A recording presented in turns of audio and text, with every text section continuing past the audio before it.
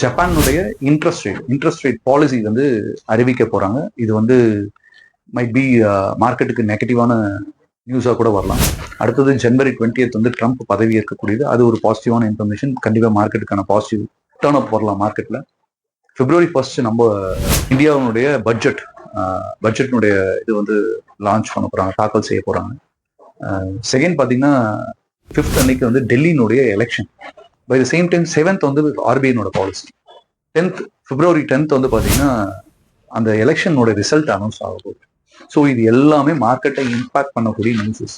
இது எல்லாத்துக்கும் ரியாக்ட் பண்ணணும்னா நிறைய ரியாக்ட் பண்ணணும். அதே சமயத்தில் ரியாக்ட் பண்ணுறதை விட அந்த லாஸை பார்த்துட்டு எப்படி உட்காந்துருக்குது, ஆமாம் திருப்பியும் ஒரு இன்வெஸ்ட்மெண்ட் க்ரோ பண்ணணும், திருப்பியும் ஒரு நல்ல ரிட்டர்ன்ஸ் எடுக்கணும்னா இந்த லாஸை நம்ம அக்செப்ட் பண்ணி தான் ஆகணும்.